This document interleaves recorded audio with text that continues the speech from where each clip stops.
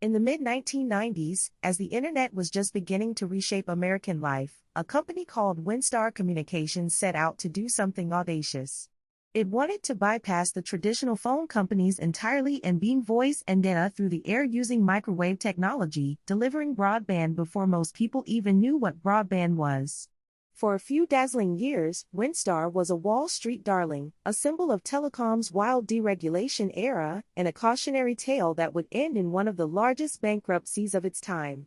This is the story of Winstar Communications, from its founding vision to its explosive rise and its spectacular collapse. Winstar Communications traced its roots back to a company originally involved in wireless paging and communications services, which was restructured and reimagined in the early 1990s under the leadership of William Ruhana. Ruhana, a lawyer and financier by training, saw an opportunity in the deregulation of the telecommunications industry. The Telecommunications Act of 1996 was about to open the doors for competitive local exchange carriers to challenge the entrenched baby bell monopolies. Ruhana's idea was simple but bold. Instead of digging up streets to lay fiber optic cable, why not use fixed wireless technology, sending high-capacity signals through the air via rooftop antennas, to connect businesses directly to a network?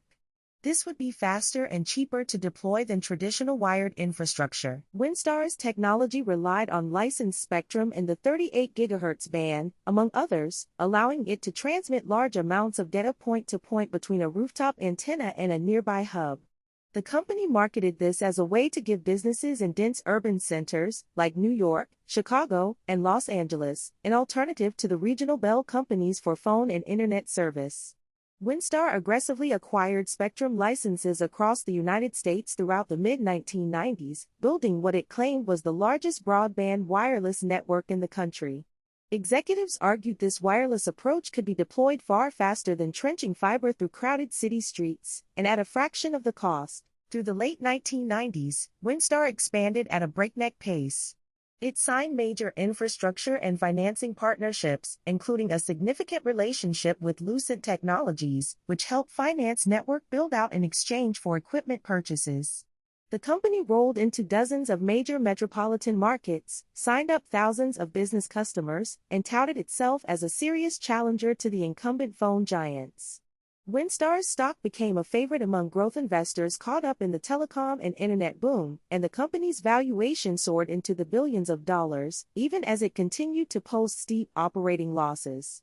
Like many telecom upstarts of the era, Winstar's strategy depended on continuous access to capital markets to fund its ambitious build-out. By 1999 and into early 2000, Winstar Communications was riding the crest of the dot-com wave. Investors poured money into telecom and internet infrastructure companies, betting that the coming explosion of data traffic would reward whoever built the pipes first, wireless or wired. Winstar's leadership, especially William Ruhana, became known figures in financial media, pitching the vision of a wireless broadband future free from dependence on the old bell monopoly infrastructure. The company's market capitalization at its peak reached into the billions, a remarkable achievement for a business that had never turned an annual profit. Analysts and investors largely focused on subscriber growth and network build-out milestones rather than the mounting debt load underneath. Beneath the surface, however, Winstar's business model carried serious structural risks. The company had taken on enormous amounts of debt to finance its network build-out, much of it structured through vendor financing deals that required continued capital raises to service. Fixed wireless technology, while innovative, also faced practical limitations, including line-of-sight requirements between antennas and vulnerability to weather interference, along with the sheer capital intensity of installing rooftop equipment customer by customer. Meanwhile, competition was intensifying from other competitive carriers, from cable companies entering the data business, and from the incumbent bell companies themselves, who were finally responding to the competitive threat unleashed by deregulation. In the spring of 2000, the dot-com bubble began to burst, and capital markets that had once eagerly funded telecom upstarts turned sharply hostile. The Nasdaq, which had been the epicenter of internet and telecom stock enthusiasm, went into a prolonged decline through 2000 and into 2001. Suddenly, companies like Winstar, which depended on a continuous flow of new financing to keep building their networks and covering their losses, found the well running dry. Investors and lenders who had once been enthusiastic partners grew wary of the entire competitive telecom sector, which came to be seen as overbuilt, overleveraged, and unable to generate the cash flow needed to service its debts. Winstar's financial position deteriorated rapidly through 2000 and into 2001. The company was burning through cash at an unsustainable rate while its debt obligations mounted.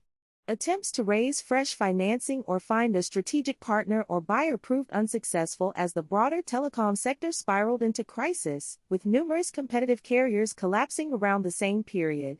A pivotal blow came when Lucent Technologies, Winstar's major financing partner and equipment supplier, pulled back from its funding commitments, cutting off a critical lifeline the company had depended on to continue operations and network expansion. On April 18, 2001, Winstar Communications filed for Chapter 11 bankruptcy protection.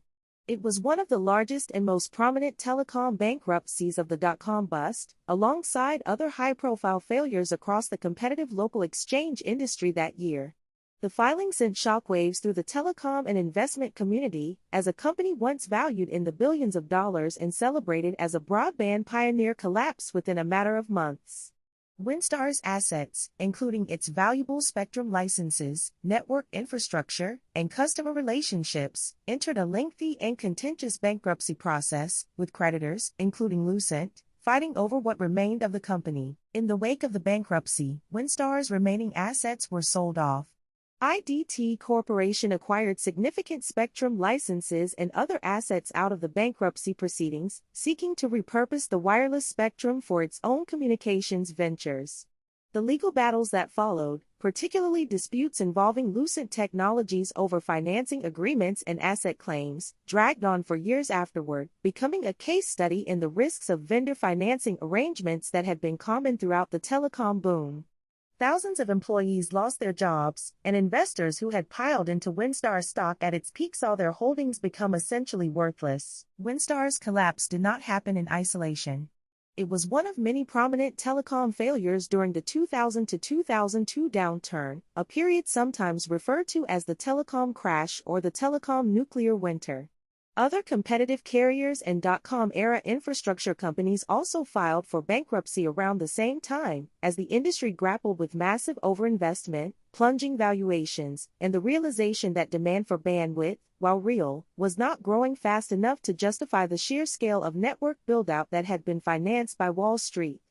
Winstar became one of the most cited examples of this broader industry reckoning. Today, Winstar Communications is remembered less as a household name and more as a case study taught in business schools and cited by industry historians.